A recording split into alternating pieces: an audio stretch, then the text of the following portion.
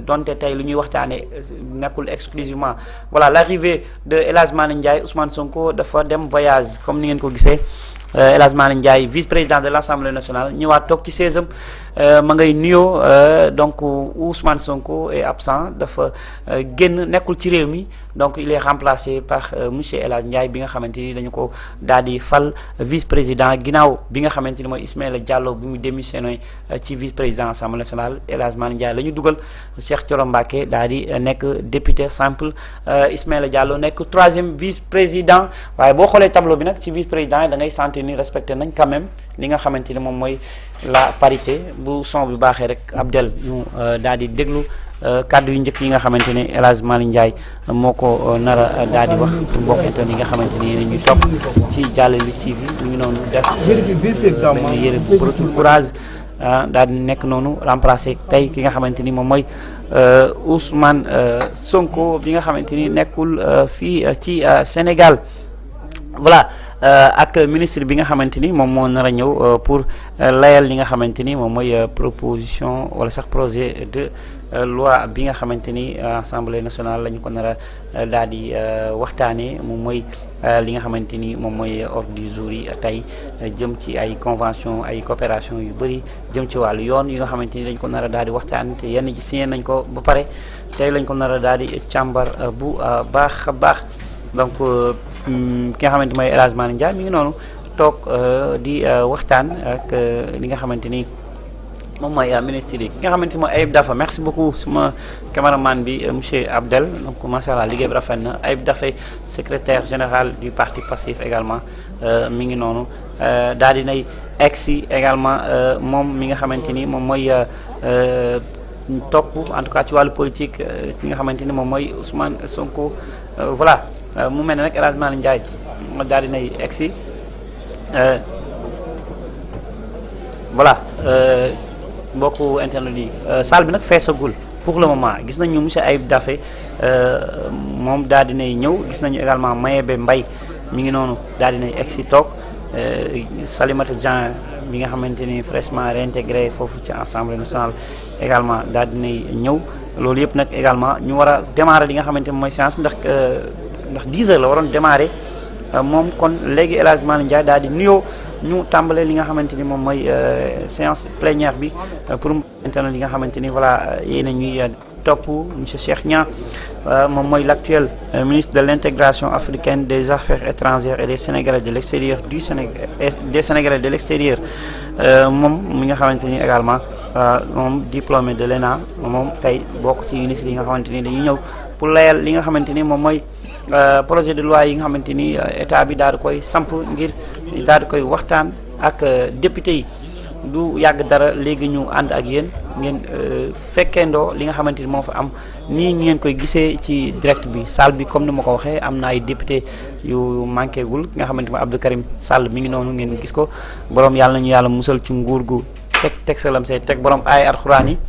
nekk fuy maire Mbaaw mi ngi noonu également en complicité ak nga xamante ni moom mooy Thierno Alassane Sall bi daal di ñëw Abdou Mbow gisaguñu ko xam naa nag du ñàkk peut-être léegi mu daal di dugg ki nga xamante ni Amadou Ba aussi gisaguñ ko Anta Babacar Ngom gisaguñu ko Pape Djibril Fall aussi bon ñu ngi xool mais côté bu muy toogee xam nañ ko mooy côté gauche bi moom tamit ñëwagul Maître Abdoulaye Tall également mi nga xamante moo dirigé commission des lois aussi moom tamit ma nga daal di noonu toog moom mi nga xamante ni ñu ñaan coow li dina ak li ñuy waxtaane ci wàllu yoon daf ci am benn responsabilité ci histoire ak avenir u réew mi nu muy doxee voilà sànq maa ngi ko doon wax El Hadj Malick Ndiaye xam naa léegi mu daal di ubbi ñu daal di continuer li nga xamante ni moom mooy waxtaan bi waaye nag ci révision conseil. Messieurs les ministres, honorables députés, chers collègues, la séance est ouverte.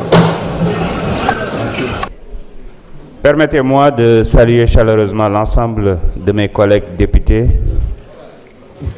pour leur engagement constant au service de la nation. Par votre travail et votre sens de responsabilité, vous contribuez chaque jour au renforcement de notre démocratie et au rayonnement de notre institution. Je tiens également à adresser mes sincères félicitations au président de l'Assemblée nationale, M. Ousmane Sonko,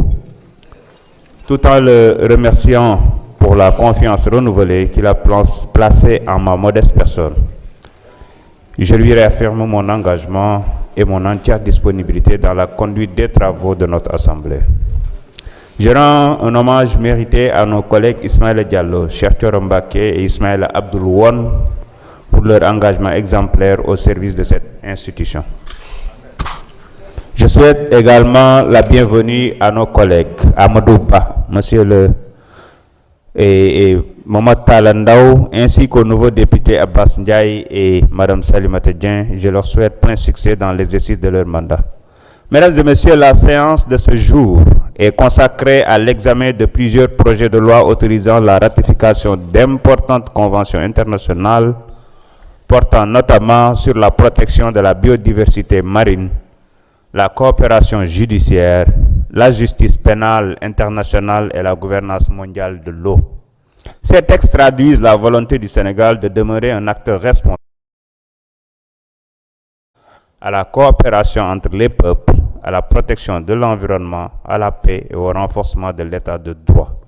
Je forme le vœu que nos travaux se déroulent dans un esprit de responsabilité, de respect mutuel et de sérénité afin que nos décisions soient à la hauteur des attentes du peuple sénégalais. Je vous remercie. Mes chers collègues, j'ai reçu les affaires suivantes. Projet de loi d'orientation agro-silvopastorale et halieutique. Projet de loi modifiant la loi numéro 65-61 du 21 juillet 1965 portant code de procédure pénale. Projet de loi d'orientation relative à la politique nationale de développement de la base industrielle et de technologie de défense. Projet de loi autorisant la cession de la participation de l'État dans la Banque régionale de marché. Projet de loi modifiant la loi numéro 2016-09 du 14 mars 2016 instituant une carte d'identité biométrique CEDEAO. Projet de loi portant code de la publicité. J'ai reçu aussi le document de programmation budgétaire et économique pluriannuel DPBEP 27-29. Acte est donné du dépôt de ces affaires.